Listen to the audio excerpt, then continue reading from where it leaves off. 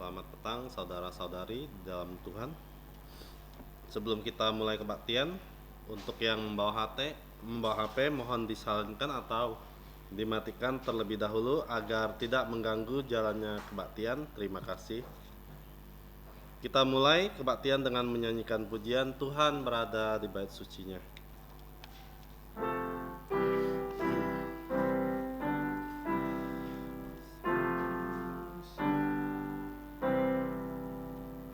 Tuhan berada di bait sucinya, semua orang di hadapan Tuhan sujudlah, berdiam diri, sembah sujud. Amin. Mari bersatu teduh. Satu teduh diambil dari 2 Korintus pasal 9 ayat 6. Inilah firman Tuhan. Camkanlah ini, orang yang menabur sedikit akan menuai sedikit juga, dan orang yang menabur banyak akan menuai banyak juga. Amin. Mari kita bangkit berdiri dan memuji Tuhan dengan pujian nomor 22. Sukacita kusembahkan.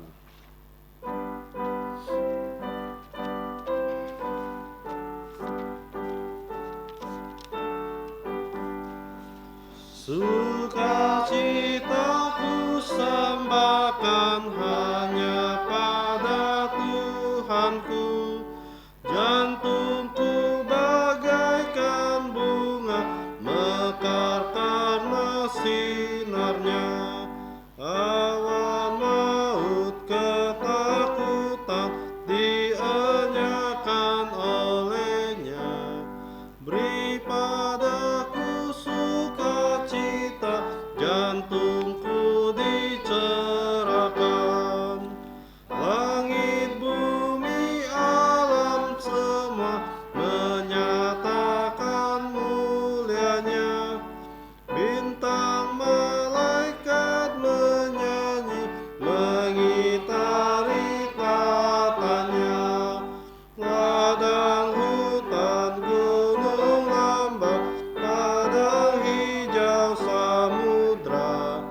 Burung nyanyi, air mengalir, ajak kami senanglah. Sumber berkat, pohon rahmat, anugerahnya kekal. Sukacita kehidupan mengalir memancarlah. Anak Tuhan bersaudara, hidup dalam kasih-Nya. Kita saling mengasihi dalam suka yang bakar. Bintang fajar memuji Dia dan manusia berpadu. Dengan kasih Ia memerintah kita dipersatukan. Ku bernyanyi tak berhenti mengalahkan musuhku. Riuri yang membawaku dalam kidung yang menang. Kita tetap bangkit berdiri, kita masuk dalam doa pembukaan.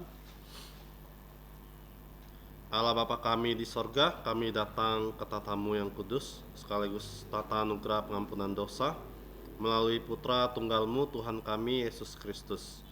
Kami berterima kasih karena Engkau memberi kami kesempatan untuk berkebaktian pada hari ini. Kami mohon belas kasihan-Mu mengampuni dosa-dosa kami, sehingga kami dilayakkan datang ke hadirat-Mu yang kudus. Mohon Roh-Mu menyertai kami sehingga kami dapat menyembah Engkau sesuai dengan kebenaran firman-Mu. supaya setiap acara kebaktian ini berkenan kepadamu, dan hanya untuk memuliakan Engkau dan Putramu dan Roh-Mu yang kudus. Dengarkanlah doa kami yang kami ucapkan dengan rasa terima kasih di dalam nama Tuhan Yesus yang telah mengajarkan kami doa Bapa kami. Bersama-sama mari kita berdoa. Bapa kami yang di sorga, dikuduskanlah namamu, datanglah kerajaan-Mu, jadilah kehendak-Mu di bumi seperti di sorga. Berikanlah kami pada hari ini makanan harian kami, dan ampunilah kami akan kesalahan kami, seperti kami juga mengampuni orang yang bersalah kepada kami. Dan janganlah membawa kami ke dalam pencobaan, tetapi lepaskanlah kami dari yang jahat. Karena Engkaulah yang punya kerajaan dan kuasa dan kemuliaan sampai selama-lamanya. Amin. Gloria Patria.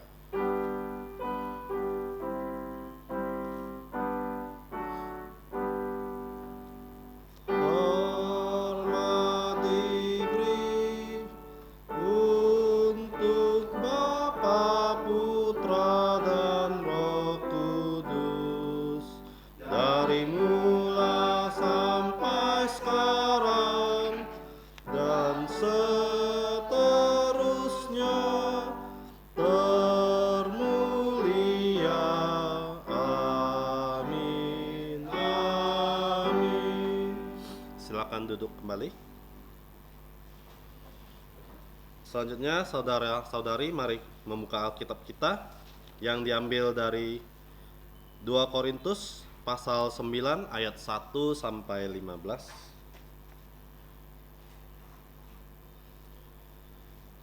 2 Korintus pasal 9 ayat 1 sampai 15.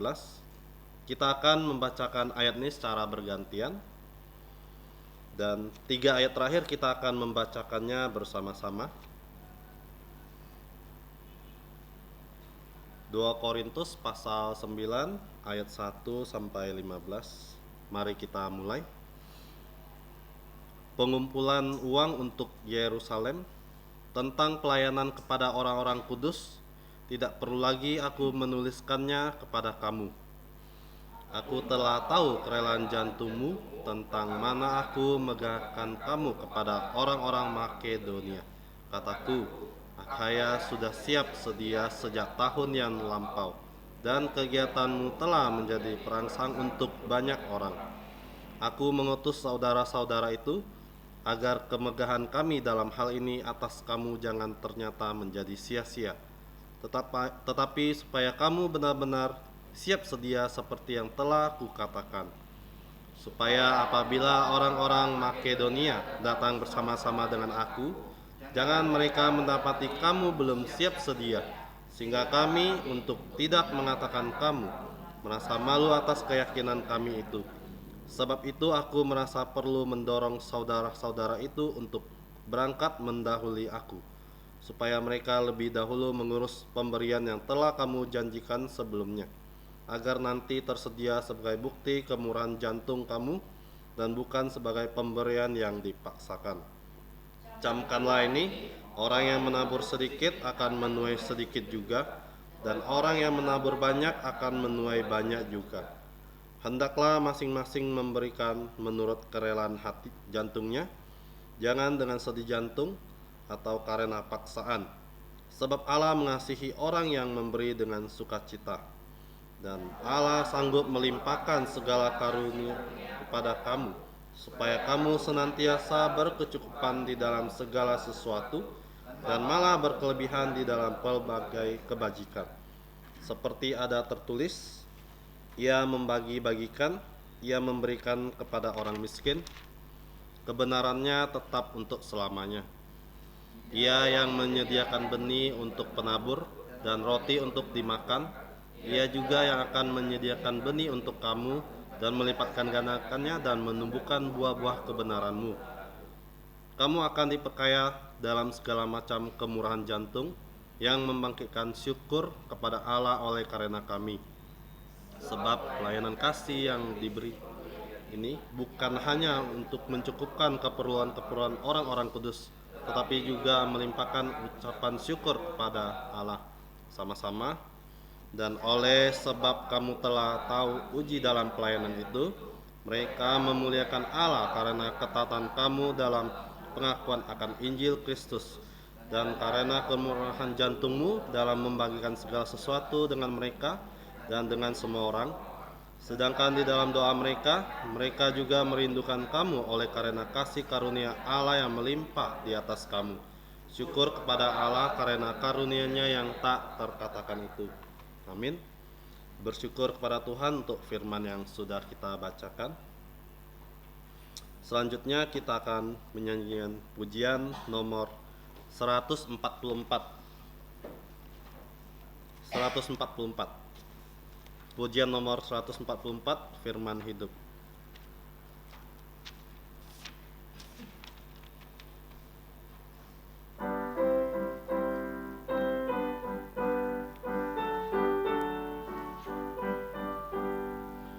Firman Khalik semesta, ajaib firman hidup yang mengasuh makhluknya, ajaib firman hidup, bimbingannya tepat untuk orang sesat, firman indah, firman ajaib, firman yang beri hidup, firman indah, firman ajaib, firman yang beri hidup, firman Putra mulia, ajaib firman hidup, menyampaikan kurnia, ajaib firman hidup, oleh darah kudus dosamu ditebus, firman indah, firman ajaib, firman yang beri hidup, firman indah, firman ajaib, firman yang beri hidup.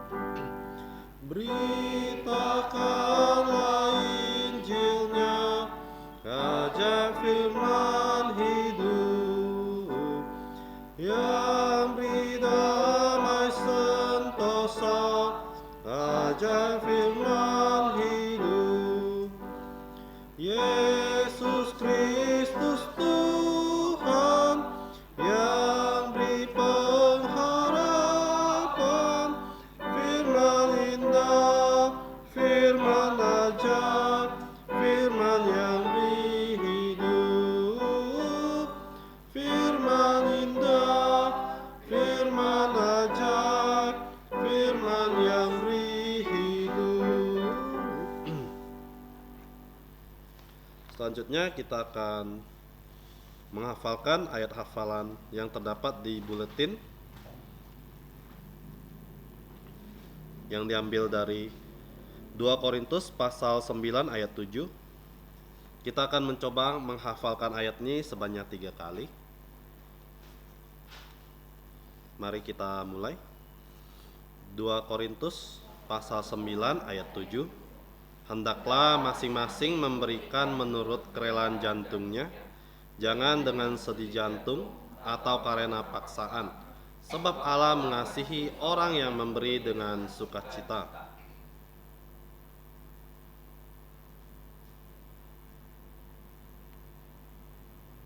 Dua Korintus pasal 9 ayat 7.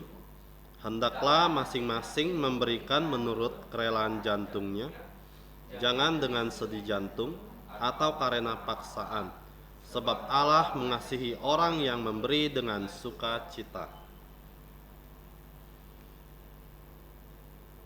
Oke, yang terakhir 2 Korintus pasal 9 ayat 7. Hendaklah masing-masing memberikan menurut kerelaan jantungnya, jangan dengan sedih jantung atau karena paksaan, sebab Allah mengasihi orang yang memberi dengan sukacita. Amin. Saudara-saudari, silakan membawa pulang buletin ini untuk menghafalkan ayat ini di rumah kita masing-masing. Selanjutnya kita akan melihat warta gereja. Untuk yang bertugas dapat memperhatikan jadwal pelayanannya untuk minggu depan. Warta gereja yang pertama, Persekutuan Remaja Pemuda akan diadakan Selasa tanggal 20 Januari tahun Tuhan 2026 jam 6 sore di Gereja Kalvari Kuburaya. Harap para remada dapat hadir persekutuan ini dan juga membawa teman-temannya. Kita doakan terus agar Tuhan menambahkan jiwa-jiwa baru untuk gereja kita ini. Selanjutnya kita akan memberikan persembahan. Untuk kantong persembahan akan dibawakan oleh Saudari Seling. Sambil menjalankan persembahan, kita akan menyanyikan pujian nomor 326. Pujian nomor 326. Jadikan aku saluran berkat.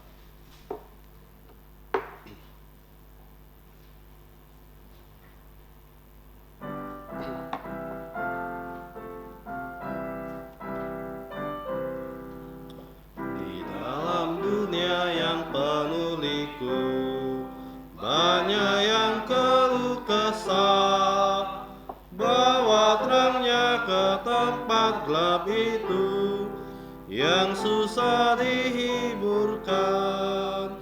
Jadikan aku saluran berkat dan pemancar kasih Kristus. Dengar doaku dan jadikanku saluran berkat untuk umatnya.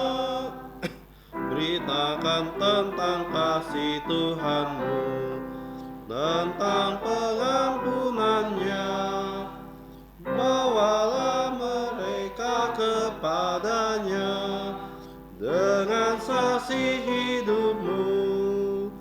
Jadikan aku saluran berkat dan pemancar kasih Kristus. Dengar doaku dan jadikanku saluran berkat untuk umatnya. Saudara-saudari, mari bangkit berdiri dan menyanyikan doksologi.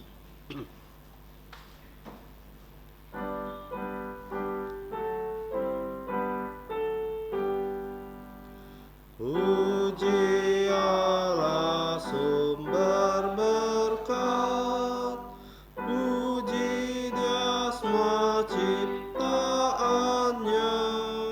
puji Dia para malaikat, Bapa, Putra, dan Roh Kudus. Amin. Mari kita berdoa. Bapa kami di sorga, kami menyerahkan persembahan kami, kiranya Engkau berkenan menerimanya. Pakailah persembahan ini untuk kemuliaan nama-Mu dalam pelayanan dan perluasan kerajaan-Mu di muka bumi. Berkatilah saudara-saudari yang telah membawa persembahan ini, khususnya anak-anak yang uangnya berasal dari orang tua mereka, supaya semua keluarga kami percaya Tuhan Yesus dan diselamatkan. Ajarlah kami melayani Engkau sebagai korban hidup yang memuliakan nama-Mu. Demikianlah kami berdoa dan berterima kasih di dalam nama Tuhan Yesus. Amin. Silakan duduk kembali. Selanjutnya kita akan mendengarkan firman Tuhan yang akan dibawakan oleh pengabar Injil Rudikus dengan tema Berkat Ilahi atas kemurahan jantung Sang Pemberi. Kepada hambanya kami persilakan. Selamat malam saudara-saudari terkasih dalam Tuhan Yesus. Kita bersyukur pada malam hari ini kita dapat datang ke rumah Tuhan untuk berkebaktian. Mari kita dan akan mendengarkan firman Tuhan. Sebelum kita dengarkan firman Tuhan, mari kita berdoa. Bapa kami di surga, kami bersyukur kepadamu di mana malam hari ini Engkau sudah memimpin langkah kaki kami untuk datang ke tempat ini untuk berkebaktian. Ya Tuhan, kami mohon pertama-tama Engkau menguduskan segala atau mengampuni segala dosa kesalahan kami. Kami menyerahkan untuk firman Tuhan yang akan kami dengar. Mohon Roh yang Kudus menaungi setiap kami agar apa yang kami dengar dan yang akan disampaikan adalah sungguh-sungguh kebenaran firman-Mu. Terima kasih Bapa. Ampuni dosa kami berdoa dalam nama Tuhan Yesus. Amin. Pada malam hari ini yang akan kita pelajari yaitu dari 2 Korintus pasal yang ke-9 ayat 6 sampai 9 dengan tema yaitu berkat ilahi atas kemurahan hati Sang Pemberi. Nah, kalau kita melihat ya, dari kecil kita sudah terbiasa dengan kata meminta. Ya, meminta. Contohnya ya minta diberikan jajan. Itu kita meminta kan? Nah, lalu meminta ketika kita mau bersekolah kan, uang saku. Meminta untuk bayar SPP dan segala macam. Minta untuk beli mainan, ya. Itu dengan catatannya itu kita masih tergantung dengan orang tua. Kita meminta, betul nggak? Kita meminta beli ini beli itu. Nah, sekarang udah mau dekat Imlek nih, jangan ajarkan anak kita untuk minta angpau sama orang. Nah, itu tak baik ya. Karena apa? Kalau kita ke rumah orang, ya, belum tentu orang itu sediakan angpau, betul nggak? Kalau kita ajarkan anak kita untuk minta angpau, sedangkan orang itu nggak punya uang untuk kasih angpau, bagaimana perasaan dia? Jadi terutama untuk, ini maaf orang Tionghoa ya, sering Xinjia Jui angpau lai. Nah, itu kan sering ngomong kayak gitu kan. Nah, kehisinyan angpau lai. Sering ngomong kayak gitu. Sebenarnya tidak boleh ajarkan anak kita seperti itu. Karena kalau menurut sopan santun itu tidak sopan. Jangan sering minta angpau. Nah, kalau orang mau kasih, dia bisa kasih dengan rela suka. Nggak perlu kita minta-minta sama anak kecil ya. Nah, kalau kita melihat, tapi pada saat kita dewasa, ketika kita sudah tidak tergantung dengan orang tua, ya kita sudah bisa mencari uang sendiri, kita dituntut untuk memberi. Kan nggak seperti itu? Untuk memberi. Nah, itulah konsep dunia ya. Ada timbal baliknya. Ada saat kita meminta, ada saatnya kita memberi. Ini dunia. Tapi kalau kita melihat firman Tuhan, Injil Matius ya juga mencatat apa? Dalam Matius 7 dikatakan, carilah maka kamu akan mendapat, mintalah maka kamu akan menerima, ketoklah maka pintu akan dibukakan untukmu. Nah, kalau kita melihat dalam konsep kekristenan atau konsep liturgi gereja, kita kenal dengan istilah persembahan. Kalau dalam kebaktian itu ada beberapa unsur. Yang pertama, memuji Tuhan. Yang kedua, belajar firman Tuhan. Ada juga kesaksian, ada juga persembahan. Ini adalah bagian dari liturgi gereja atau bagian dari penyembahan-penyembahan yang kita lakukan di gereja, memberikan persembahan. Ya, kalau kita melihat saat memberi persembahan, baik anak kecil, orang dewasa, ya itu memberikan persembahan dengan memasukkan ke kantong kolektor. Nah, saya ya sering mendengar ya, ada liturgos juga mengatakan ya, kalau tidak ngerti dengan persembahan, harap tidak memberikan persembahan. Jadi begini ya, kalau jemaat kalau ada orang baru yang datang ke gereja, dia nggak ngerti apa arti persembahan di dalam gereja, dia nggak perlu kasih persembahan loh. Kalau menurut saya ya, nggak perlu. Karena kalau di dalam gereja dipaksakan konsep persembahan untuk orang yang tidak mengerti, itu artinya mungkin dia bisa memberi tapi dengan paksaan dari mimbar. Bukankah seperti itu? Jadi kita boleh bilang ya di liturgi kita ya, bagi yang tidak mengerti persembahan, apa itu persembahan, tidak perlu untuk memberi persembahan dalam kantong kolekte. Karena apa? Nggak ada artinya. Dia nggak ngerti apa yang dikasih, dia pun nggak ngerti. Jadi ini ya. Nah, kalau kita melihat lagi di sini, ya, Rasul Paulus ya dalam konteks 2 Korintus pasal 6 di ayat pertama, Rasul Paulus ya memuji ya orang-orang yang ada di gereja Korintus tentang persembahan mereka kepada gereja yang ada di Yerusalem ataupun kepada orang-orang percaya yang ada di Yerusalem. Kalau kita membaca di ayat 1 pertama, tentang pelayananmu kepada orang-orang kudus, tidak perlu lagi aku menuliskannya kepadamu. Aku telah tahu kerelaan jantungmu tentang mana aku memegahkan kamu kepada orang-orang Makedonia. Jadi kalau kita melihat ini, Paulus sudah tidak ragu dengan mereka tentang persembahan. Tapi kalau kita nanti belajar lebih jauh lagi, Paulus memberikan suatu peringatan bagaimana memberikan persembahan. Jadi tidak sembarangan. Nah, perlu kita ingatkan sekali lagi ya bahwa orang-orang di Yerusalem perlu persembahan. Karena apa? Mereka dianiaya oleh orang-orang Yahudi yang tidak percaya Tuhan Yesus. Jadi kalau gereja ya memberikan persembahan atau mensupport suatu gereja yang benar-benar memerlukan, itu nggak ada salahnya loh. Jangan pelit-pelit. Jangan pelit-pelit. Jangan uang itu didepositokan di bank sehingga mendapat bunga.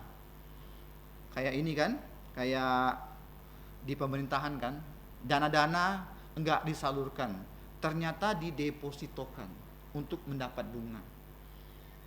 Kalau ada uang lebih ya di gereja, kalau memang perlu bantuan untuk pekerjaan Tuhan ataupun ya orang-orang itu memerlukan bantuan, kekurangan dalam segi finansial, udah kasih.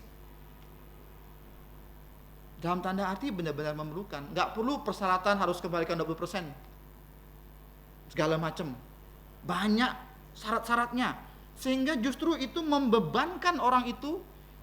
Dia nerima salah, enggak menerima, dia menerima, dia berhutang, artinya kita berhutang kan? Menerima harus dengan syarat, kita berhutang.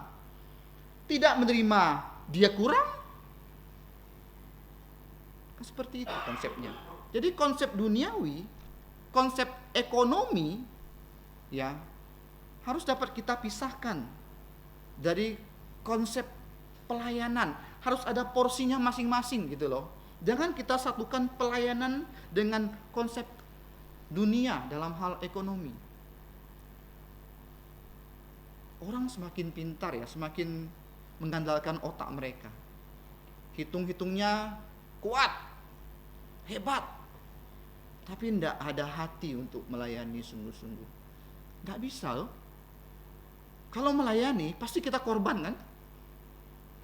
Betul nggak? Nggak ada yang melayani cari untung tuh. Korban waktu, korban tenaga, korban perasaan, itu kan korban duit dan lain sebagainya. Nggak bisa kita hitung-hitungan, oh nanti saya untung segini kalau saya persembahan segini. Dah konsep dunia. Ya, di sini. Jadi kalau persembahan, persembahan, jangan hitung-menghitung. Nanti Tuhan sama orang itu hitung. Mau enggak? Tuhan hitung, kamu nafas berapa oksigen yang perlu kamu bayar. Mau enggak Tuhan hitung seperti itu? Enggak mampu bayar kita. Di ICU 1 jam itu berapa ratus ribu. Kalikanlah selama kita hidup, berapa uang yang harus kita bayar. Kita sama Tuhan, pekerjaan Tuhan, kita hitung-hitungan. Udah jelas-jelas itu pekerjaan Tuhan loh. Wah. Inilah ya, manusia itu semakin pintar juga mau memintari Tuhan. Nah, kita lihat sini. Rasul Paulus pada ayat 6 ia mengingatkan ya dengan, kalau kita melihat di sini kata camkanlah ini, dan juga Rasul Paulus menyinggung tentang istilah dalam pertanian, tanam menanam, tabur tuai, dan Paulus ya sering juga menggunakan istilah-istilah dalam dunia militer, seperti seorang prajurit, petani, dalam istilah olahraga. Paulus sering menggunakan hal itu karena istilah-istilah ini yang familiar di kalangan orang-orang pada saat itu. Nah, kalau kita melihat di sini, Paulus menggunakan ya istilah pertanian, yaitu tabur tuai. Artinya di sini dikatakan firman Tuhan, orang yang menabur sedikit akan menuai sedikit juga, dan orang yang menabur banyak akan menabur banyak juga. Pemberian yang sedikit, nanti saya akan jelaskan kenapa saya mengatakan hal ini. Bukan teologi kemakmuran ya, bukan berarti kita datang dengan sedikit nanti kita tuainya banyak, datang dengan becak pulang dengan BMW, bukan seperti itu ya. Bukan orang Kristen harus sukses dalam segi materi, bukan seperti itu ya. Jadi saya akan menjelaskan. Nah, kalau kita di sini katakan, orang yang memberi sedikit cenderung menghasilkan yang sedikit pula. Kalau orang yang menabur banyak akan membawa hasil yang melimpah. Itu hukum alam, tidak bisa dipungkiri. Tidak ada ya orang kalau tabur benih sedikit nanti hasilnya akan banyak. Tidak ada seperti itu. Nah, ini hukum alam. Tapi jangan ya kita mengharapkan tuaian yang banyak tetapi menabur sedikit. Nah, dalam hal ini ya kita juga jangan memakai prinsip efisiensi ekonomi. Artinya begini, kalau orang ekonomi ya, saya dulu berkecimpung dalam bidang ekonomi. Jadi begini ya, dikatakan di sini, kalau orang ekonomi dia akan menggunakan modal sedikit sekecil-kecilnya untuk mendapatkan untung sebesar-besarnya. Nggak bisa kalau kita terapkan dalam hukum alam ini. Orang nabur sedikit, nuai sedikit. Orang nabur banyak, nuai banyak. Justru dalam pelayanan, dalam memberikan persembahan, kalau untuk hitung-menghitung, ini saya dikatakan untuk hitung-menghitung ya, secara ekonomi ya, rugi kita. Itu nggak rugi. Contohnya begini, tentang perpuluhan aja. Kita diuji sama Tuhan tentang perpuluhan loh. Perpuluhan. Kita terima gaji misalnya 20 juta. Oke, 20 juta. Ketika kita mau memberikan persembahan 2 juta, itu di mata manusia yang tidak mempunyai hati untuk memberikan persembahan itu sangat besar loh. 2 juta bisa beli ini, beli itu, segala macam. Konsep perpuluhan. Tuhan tidak memerlukan uang kita, tapi Tuhan apa? Menuntut ketaatan kita kepada firman Tuhan. Bisa nggak? Kalau kita hitung-hitungan, kalkulator, wah, ini rugi nih, 2 juta nih, bisa saya gunakan untuk hal ini, hal itu nih. Bisa berkembang nih uang ini. Bisa saya investkan kemana, ke ini, itu nih. Betul nggak? Tapi dalam ekonomi Allah tidak seperti itu. Justru perpuluhan, ya Tuhan hanya mengambil 1/10. Yang 9 itu punya kamu yang kelola. Dan saya yakin, percaya, ketika kita mengelola yang 9 ini dengan baik, akan menghasilkan berkali-kali lipat. Nanti firman Tuhan mengatakan seperti itu. Nah, kita lihat di sini ya. Jangan makai pemikiran dunia untuk menafsirkan hal-hal yang bersifat, yaitu penyembahan, hal-hal yang bersifat rohani. Nah, kalau kita lihat di sini ayat 7, ya, dikatakan hendaklah masing-masing memberikan menurut kerelaan jantungnya, jangan dengan sedih hati atau karena paksaan, sebab Allah mengasihi orang yang memberi dengan sukacita. Nah, kalau kita melihat ya, di sini di ayat 7 dikatakan hendaklah kita memberi dengan sukacita.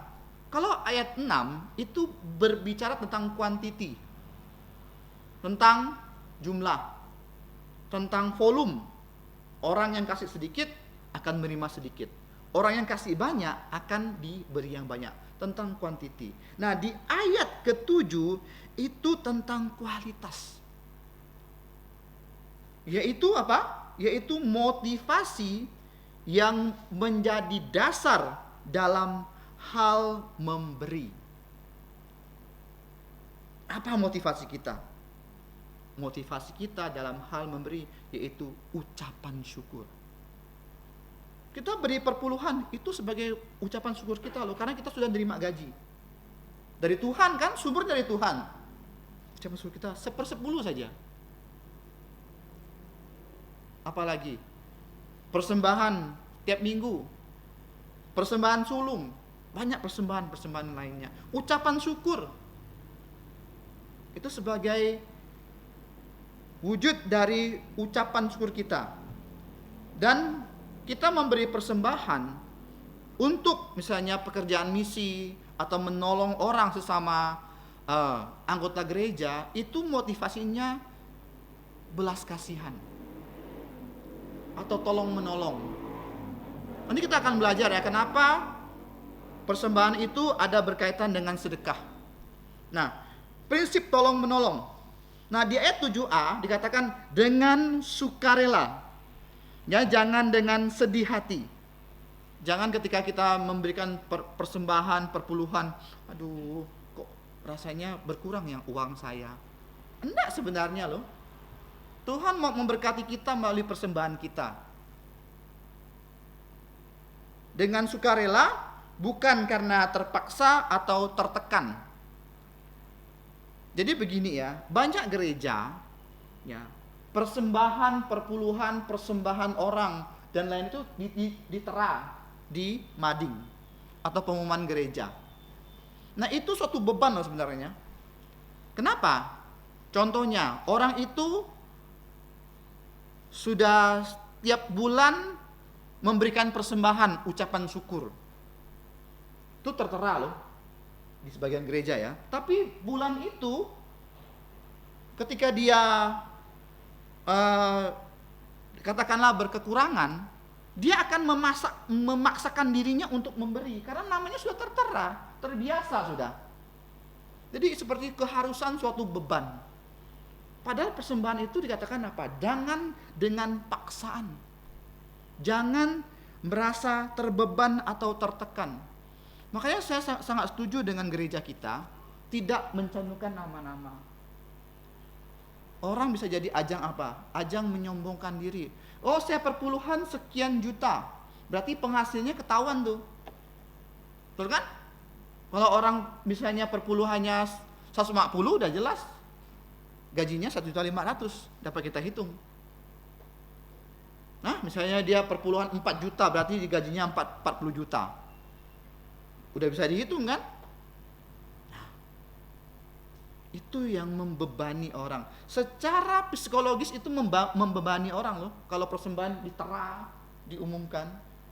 Sering ya dulu saya di suatu gereja ya.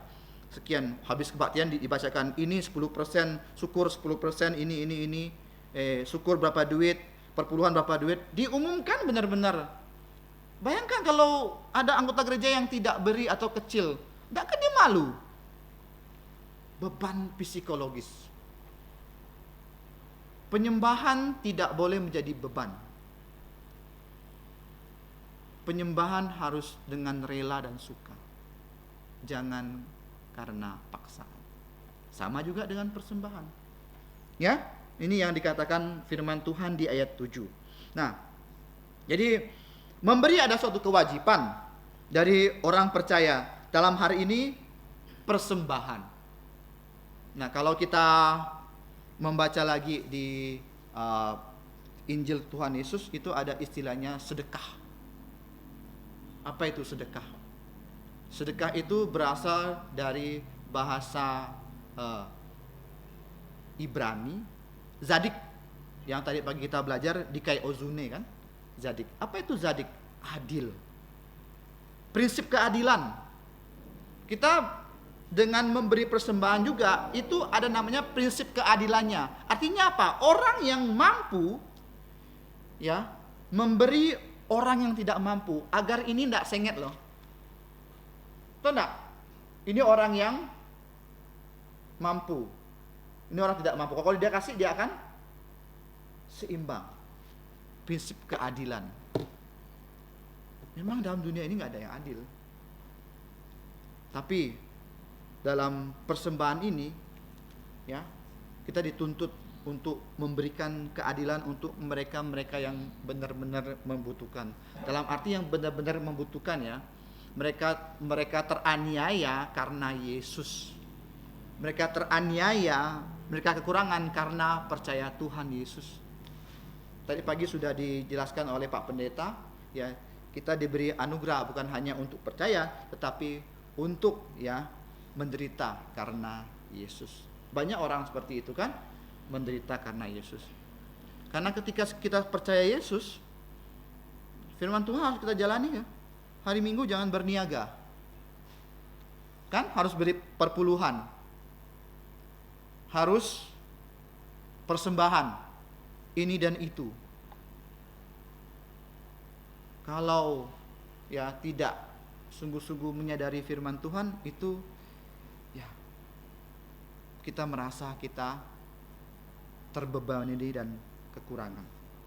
Nah, ini prinsipnya. Nah, kalau kita melihat lagi di sini dikatakan ya, ayat 7b dikatakan, karena sebab Allah mengasihi orang yang memberi dengan sukacita. Ya. Orang yang memberi dengan sukacita akan membawa berkat dalam kehidupan dia sendiri. Yang maksimal. Karena apa? Dinilai dari kualitas atau kesungguhan orang itu. Dari lubuk jantung dalam hal memberi. Jangan takut ya kalau dalam memberikan persembahan itu, artinya kita memberi dengan kemampuan kita, sesuai dengan kemampuan kita, sesuai dengan kerelaan jantung kita. Tuhan tahu loh, kamu kasih persembahan itu kamu rela tak rela, Tuhan tahu. Hatimu benar-benar sungguh enggak? Orang lain mungkin lihat tak lihat, tapi Tuhan ya tahu. Nah, ayat 8 kita melihat. Nah, ayat 8 ada namanya timbal balik dari Tuhan. Dikatakan di sini, dan Allah sanggup melimpahkan segala kasih karunia kepada kamu, supaya kamu senantiasa berkecukupan di dalam segala sesuatu, dan malah berlebihan di dalam berbagai kebajikan. Allah itu sumber berkat untuk semua orang percaya. Kalau kita memberi dengan rela dan suka, berkat kita akan berlebih loh. Contohnya di kebaktian kaum dewasa dan usia indah, tentang Yesus memberi makan 4.000 orang. Yesus memberi makan 5.000 orang. Siapa yang rela yang memberikan 5 roti 2 ikan? Anak kecil kan? Justru apa yang dia dapat? Kenapa harus ada sisa 12 keranjang? Apa tujuannya sih? Tuhan Yesus sengaja yang mengatur sedemikian rupa sehingga ada sisa. Kenapa seperti itu? Saya baru mengkaji atau merenungkan firman Tuhan ini. Kenapa harus ada sisa? Kenapa enggak pas-pas? Enggak kamu bazir. Memang dikumpulkan, tapi kan orang udah kenyang. Bisa untuk lain waktu, betul. Tapi orang kan bawa beban, dibawa kan. Kenapa harus ada sisa? Nah, ternyata ya ini menurut pengamatan saya, kenapa ada? Ini membuktikan bahwa ya ketika anak kecil ini rela memberikan persembahan, semua yang ada pada dia, yang bekal dia, Padahal semua orang kekurangan. Kalau dia mau pelit, dia bisa kan? Enggak usah kasih lah. Aku sendiri yang makan. Orang lain mau kelaparan, ya masa bodoh. Nah, mengajarkan kepada kita semua melalui anak kecil ini yang rela memberi dengan sukacita tanpa paksaan, justru mendatangkan kebaikan untuk dia, bukan hanya dia, artinya berkat yang melimpah-limpah, sisa 12 keranjang, tetapi berkat untuk semua orang yang ada di sekitar dia, bahkan berlebih. Ini. Jadi kamu senantiasa berkecukupan dalam segala sesuatu, malah berlebih. Berlebih. Dalam berbagai sesuatu. Tuhan tahu apa yang kita perlukan. Tuhan tahu kita cukup tidak cukup. Tuhan tahu apa yang menjadi keperluan kamu. Dan dia beri cukup. Cukup. Tapi kadang-kadang manusia tidak banyak cukup ya. Manusia itu kebanyakan tamak, rakus. Kenapa rakus? Punya mobil kecil minta besar. Punya Avanza minta Innova. Punya Innova minta yang BMW. Punya BMW minta yang lebih besar lagi. Orang kaya seperti itu kan? Orang yang tamak kan?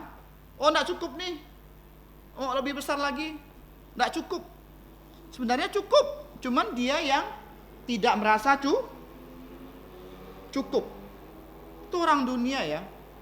Tapi Tuhan, ketika kita memberi dengan rela dan suka tanpa paksaan, dia akan memberikan cukup untuk kita.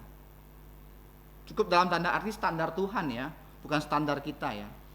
Standar manusia mah nggak ada yang cukup. Tahu nggak? Coba lihat taipan-taipan besar. Ya, kalau dia usaha itu bukannya satu ya. Banyak usaha yang dia masuki, real estate lah, perbankan lah, ya, restoran lah, semua lini dia masuk. Karena dia nggak merasa cukup. Karena dia untuk mengekspansi, mengembangkan sayap usaha dia kan. Itu prinsip dunia. Nggak ada yang cukup. Standar dia cukup tuh ya. Kalau untuk orang tamak tuh, nggak ada untuk dia. Tapi orang Kristen diajarkan untuk mengucap syukur, memberi tanpa merasa rugi, dan Tuhan akan mencukupkan kepada kamu. Bahkan katakan berlebih dalam berbagai kebajikan. Apa artinya?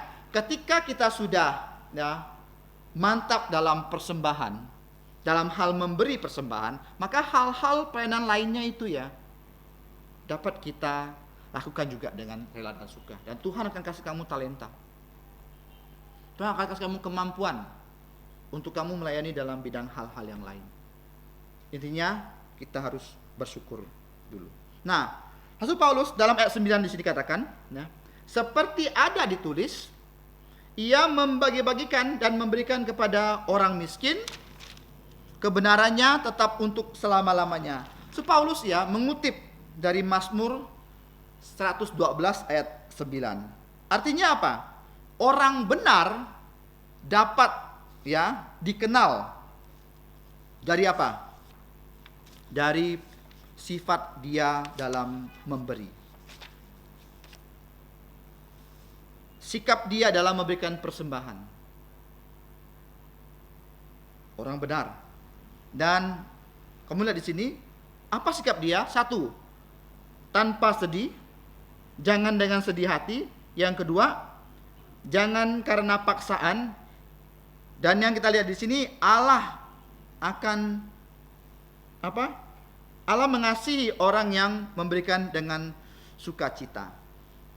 Jangan dengan paksaan, jangan dengan sedih, tetapi dengan sukarela. Nah, jadi kita lihat di sini, ada berkat ilahi yang luar biasa. Tadi dikatakan ya, berkat ilahi kepada sang pemberi. Kalau ada hal ya, semua yang kita lakukan dalam hal persembahan ini, kalau tidak ada dorongan Roh Kudus itu yang menggerakkan lubuk jantung kita, kita nggak bisa melakukan hal ini loh. Bagaimana kita bisa melakukan hal ini? Kalau kita hidup kudus. Roh Kudus akan bekerja dalam lubuk jantung orang yang hatinya kudus. Kalau kamu tidak kudus, saya percaya kalau hidup kita tidak kudus, kita asal-asalan, saya percaya kita kasih persembahannya pun asal-asalan kan? Kita hitung-hitungan dengan Tuhan kan? Jangan, kalkulator kita jangan selalu itulah, banyak hitung-hitungan lah sama Tuhan. Bahaya. Tuhan belum kasih kamu kalkulator untuk menghitung berkat dari Dia. Kamu sudah hitung-hitungan sama Tuhan. Pelayanan lebih sedikit, udah ngomel. Kalau Tuhan percayakan kamu pelayanan itu, berarti kamu akan diberkati melalui pelayanan itu. Jangan terlalu banyak hitung-hitungan sama Tuhan. Jadi kita lihat sini. Nah, bekerja, Roh Kudus bekerja, dengan Dia bekerja akan mendorong kita dalam hal persembahan. Nah, yang harus kita ingat, perbuatan baik kita, kebajikan kita, persembahan kita, itu bukan sarana kita untuk mendapatkan keselamatan ya. Ingat ya, bukan sarana untuk mendapatkan keselamatan. Tetapi ya, itu merupakan perbuatan kita yang merupakan bukti iman dari orang-orang percaya. Artinya percaya Yesus, selamat. Setelah itu ya Roh Kudus bekerja dalam lubuk jantung kita. Kita digerakkan oleh Roh Kudus dapat melakukan segala kebajikan termasuk dalam hal persembahan. Bukan karena dipaksakan. Bukan karena sedih, dan bukan ya karena hal-hal yang lain, tapi dengan rela dan suka. Pertanyaannya untuk kita, sudahkah kita memberi dengan rela hati? Persembahan kita sudahkah diterima oleh Allah?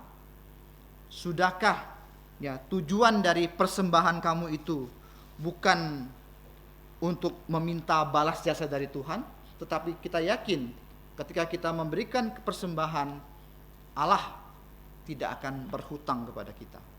Malahan Dia akan memberkati kita secara berkelimpahan. Jadi tidak ada ruginya kalau kita melayani. Tidak ada ruginya kalau kita dapat memberikan persembahan. Justru melalui persembahan kita diberkati. Mari kita berdoa.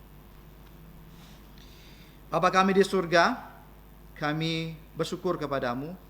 Kami sekali lagi diajari oleh firman Tuhan, bagaimana sebagai anak-anakmu yang percaya, sebagai orang yang diselamatkan oleh darah Tuhan Yesus, kami diberikan kesempatan untuk kami dapat memberikan persembahan sebagai bukti bahwa iman kami sungguh-sungguh percaya kepada Engkau. Dan kami percaya Engkau tidak akan pernah berhutang kepada orang yang sudah dengan air mata, dengan nyawa, dengan segala kekuatan untuk bekerja untuk Engkau dan juga memberikan persembahan untuk pekerjaan-Mu di muka bumi ini. Terima kasih Bapa, ajar kami juga untuk mempersembahkan hidup kami sebagai korban yang hidup di hadapan Engkau yang berkenan. Terima kasih, ampuni segala dosa kesalahan kami berdoa dalam nama Tuhan Yesus. Amin. Silakan berdiri.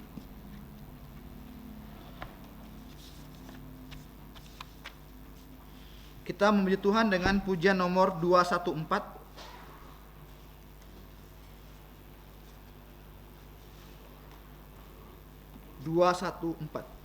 Mengikut Yesus keputusanku.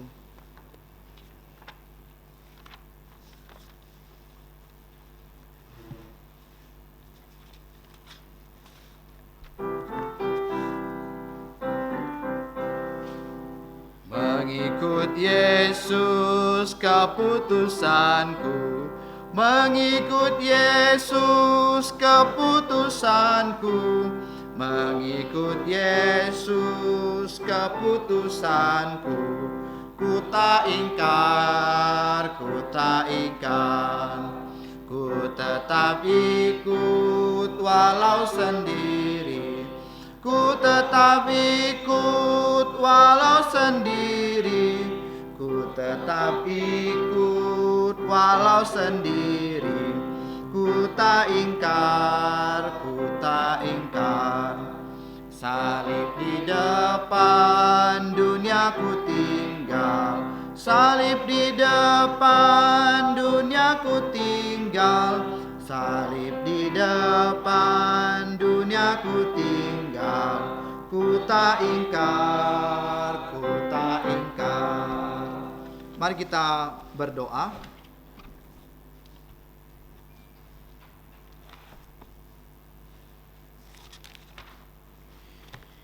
Bapa kami yang di surga, Allah pencipta bumi dan segala isinya, kami bersyukur kepadamu malam hari ini.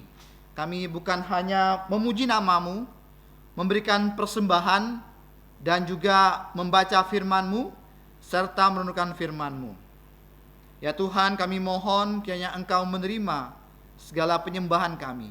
Engkau memberkati kami dalam kehidupan kami sehari-hari, sebagai pelajar, sebagai karyawan, sebagai ibu rumah tangga, sebagai kepala keluarga, sebagai hamba Tuhan, dapat hidup sungguh-sungguh di hadapan Engkau.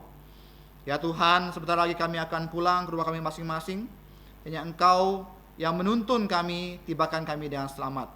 Dan kami menyerahkan untuk istirahat kami sepanjang malam. Berikanlah kami bisa cukup, dan berikanlah kami kesehatan, kekuatan, agar kami dapat sehat kembali, dapat dipulihkan kembali, dapat melayani Engkau pada esok hari kalau Engkau berkenan.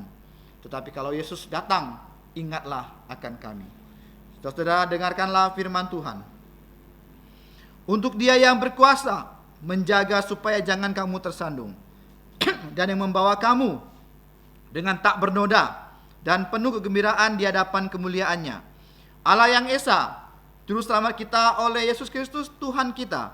Untuk Dia adalah kemuliaan, kebesaran, kekuatan, dan kuasa sebelum segala abad dan sekarang dan sampai selama-lamanya, dalam nama Tuhan Yesus. Amin. Amin. Amin. Amin. Amin. Silakan duduk. Tuhanmu memberkati kau.